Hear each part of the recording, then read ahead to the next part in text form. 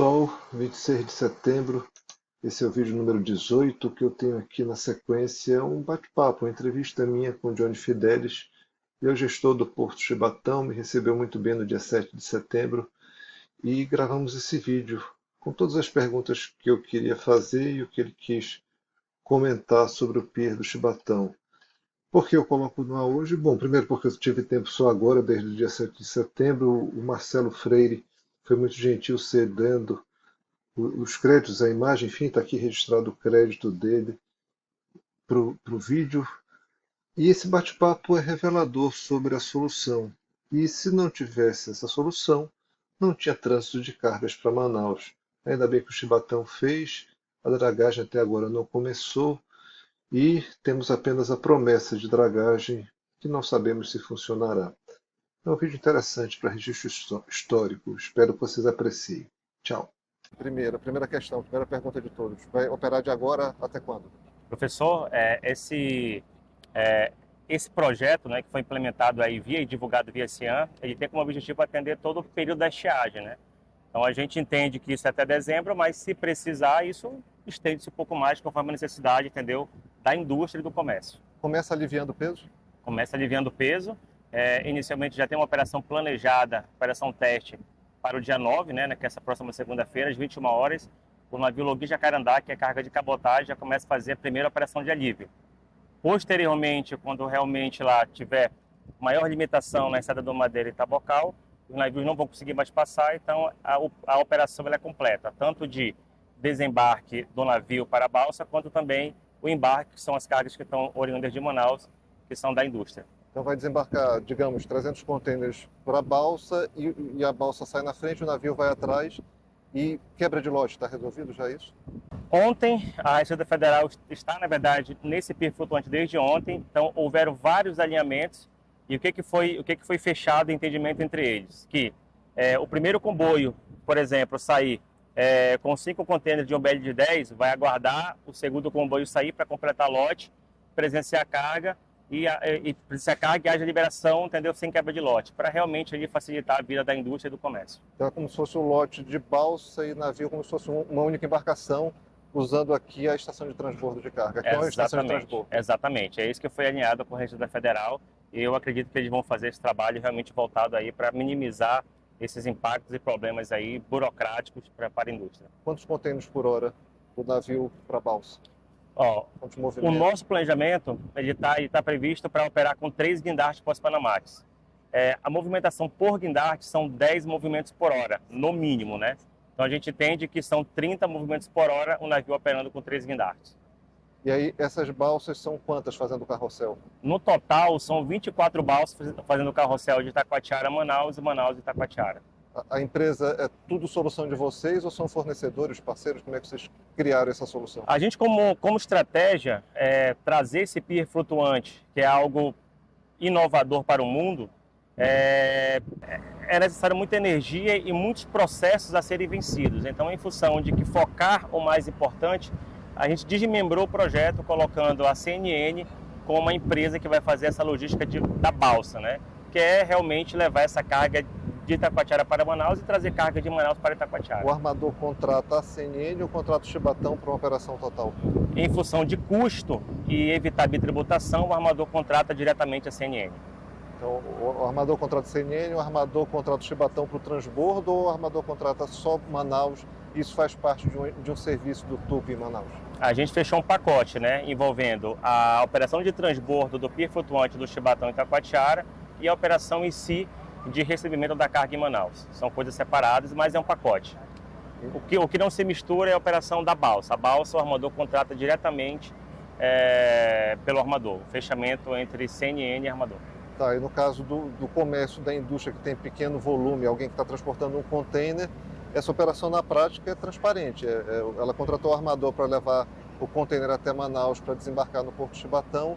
O que está acontecendo aqui vai ser uma negociação de cada embarcador com o seu agente de cargas ou com o seu armador. Exatamente, professor. Cada cliente, seja da indústria do comércio, ele vai contratar o armador, que o armador vai fazer a contratação da operação Itacoatiara, seja de transbordo, seja do transporte da balsa dessa carga até Manaus. Ou seja, é muito transparente para quem está É muito transparente, pessoal, muito transparente. Aumenta em quanto tempo o prazo do transit time antigo? Ou seja, se tinha um calendário de navios que chegava na data X, quantos dias depois, considerando essa operação? 30 dias, 7 dias, um dia? Professor, a gente tem que comparar 2023, onde as cargas que transbordaram no sul, sudeste e nordeste do país, incluindo Vila do Conde, onde houve um incremento no transit time de aproximadamente entre 30 a 40 dias, tá? E essa operação, ela tende a aumentar o transit time entre 3 a 5 dias da carga. Então, ou seja, comparado com o ano passado, entendeu? É algo espetacular. Se comparando a logística normal, que o navio chegando em Taquatiara, trocando prático e navegando até Manaus, é aquilo que eu falei, vai ser entre 3 a 5 dias de aumento de transit time. Então, considerando também essa área aqui, onde ela está colocada, a gente está no meio do rio aqui, não tem seca que chega aqui, tem 20 metros de profundidade, qualquer navio que passou na Barra Norte pode chegar aqui carregado. Exatamente. Eu costumo dizer que pela primeira vez dos últimos 20 anos, esse momento é onde os navios vão conseguir chegar no Rio Amazonas totalmente carregado. E o pier do Grupo Chibatão está localizado dentro da área de estacionamento de navios, que é a área de fundeio de Itacoatiara. É onde os navios param para fazer troca de práticos e ficam fundeados aguardando a atracação em outros portos. Tá? Então, há esse grande ganho estratégico na troca de prático. Quando o prático troca mais rápido ou quando o navio atraca mais rápido, você tem ganho na questão da produtividade. Olhando vocês como empreendimento, como empreendedores que foram, o que gerou essa ideia? De onde surgiu essa ideia? Como vocês se sentiram incomodados para fazer essa operação? De onde veio a raiz desse pensamento para cá? Professor Augusto, ano passado, Manaus ficou 59 dias aí sem receber navios. Isso foi um grande impacto, principalmente na indústria, no comércio, como todo o Amazonas, em parte de tributos, como a população, que viu aí principalmente alguns produtos subirem de uma forma substancial, Então, o que acontece? Se você for pegar aí há 24 anos atrás, grande parte dos navios que operavam em Manaus operavam ao largo. Então veio lá o seu Passarão, como fundador do Grupo Chibatão, e ele foi lá e inovou, pegou o projeto dos ingleses e adaptou com pier flutuante com guidagem. Então a ideia foi, envolvendo também vocês, escutando a demanda da indústria do comércio. Então esse trabalho ele foi construído juntamente com vocês e com alguns órgãos. A ideia foi, se o navio não consegue chegar até Manaus e o porto de Manaus ele é flutuante, então o porto ele poderia chegar até o navio. Então essa foi a ideia, já trazendo um pouco do pioneirismo lá do Grupo Chibatão, na pessoa do seu Passarão, realmente deslocar parte do porto Chibatão que estava em Manaus para Itacoatiara para dar condição para que o navio pudesse atracar, transbordar a carga e essa carga chegar até Manaus. Faz sentido com essa solução que vocês montaram discutir dragagem nessa região, com tanta certeza que há em relação à dragagem? Se, por exemplo, como é que vocês enxergam se o recurso que está sendo alocado numa dragagem duvidosa, se ele fosse alocado, por exemplo, para reduzir o custo da operação? Imagine só um subsídio para cada trânsito de balsa, de tal forma que reduzisse o custo operacional. Isso não seria mais efetivo do ponto de vista de logística? Professor, é bem importante essa pergunta, sim. A gente tem que entender, Todos nós temos que entender que as pessoas que estão inseridas nesse mercado logístico e as indústrias que estão em Manaus e o próprio comércio tem que entender que essa ação inovadora ela era o plano B para a nossa região, porque o plano A sempre foi a dragagem. A dragagem ela deveria ter um custo menor e com certeza feito de forma correta, de forma permanente, os navios poderiam passar pelos pontos críticos, que é a Enseada do Madeira e Tabocal, sem haver corte de carga como há nos anos anteriores. Se a dragagem fosse feita de forma correta, não teríamos lá a taxa da seca que todo ano aí realmente assusta tanto o comércio quanto a indústria. É claro, entendeu, que essa solução inovadora que é o pier flutuante Itacoatiara, ela não substitui a ação da dragagem. A dragagem, realmente, o governo tem que levar o assunto muito mais a sério, parar de brincar com o estado do Amazonas, porque é algo que a gente a gente cobra os armadores também sobre a taxa da seca, mas a gente também tem que entender que a taxa ela há em função de um aumento de custo substancial que também a gente tem.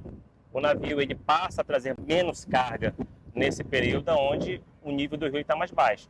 Mas aqui nesse ponto não tem menos carga, ele está carregado. Exatamente, ele está carregado. Então, assim, é uma boa ideia. Reverte-se o valor da dragagem, entendeu? Que foi mal aplicado, reverte-se em apoio, em contribuição, entendeu? Em ressarcimento para a indústria, para o comércio. Última questão. Vocês fizeram um empreendimento fantástico aqui, é o terminal. Mão de obra local, mão de obra de Manaus, como é que vocês gerenciaram isso? Você me relatou Professor, algo de maneira bem interessante, a estratégia de vocês. A gente buscou realmente ali, uma vez que Itacoatiara nos recebeu muito bem, tanto o prefeito quanto o deputado estadual também da região. Então a gente procurou o quê? Desenvolver socialmente a região. Então grande parte da mão de obra que vai operar nesse pier provisório está sendo contratada em Itacoatiara. Todo o ISS referente a faturamento dessa operação também vai para o município de Itacoatiara. Então a gente buscou realmente contribuir, entendeu, com o município, uma vez que ele está contribuindo, entendeu, com a gente, com Manaus, com o comércio e com a indústria. Suas palavras finais para ele, o que é que você deixa de recado para a indústria e para quem é um aluno de engenharia hoje que está pensando se faz sentido fazer engenharia na Amazônia como você está fazendo aqui? O que é que você deixa de recado final? Professor, eu queria agradecer ao senhor, queria agradecer aí ao CIAM principalmente. O CIAM tem se demonstrado um grande parceiro da logística. O seu conhecimento do CIAM com a indústria como um todo tem demandado ações. A gente fica muito feliz como Grupo Chibatão poder dar retorno positivo, dar retorno para vocês, tá? Então, assim, o recado, a mensagem que fica é manter essa parceria, fortalecer cada vez mais ela, e a gente junto possamos buscar mais soluções para a nossa região. Quanto à questão para os estudantes de engenharia, esse projeto ele é um projeto inovador. A gente está falando de uma estrutura de um pier de 277 metros de comprimento, por 24 metros de largura, ancorado com 27 poiters, né, que são aquelas pedras gigantes, de 55 toneladas, e isso lançado no meio do rio. Então, assim, esse é um projeto, isso é algo que eu acredito que pode ser estudado, porque, como você falou no início da conversa, isso pode ser discutido como uma solução para outro tipo de operação para a região amazônica. Perfeito, muito obrigado. Parabéns. Obrigado, professor. Parabéns.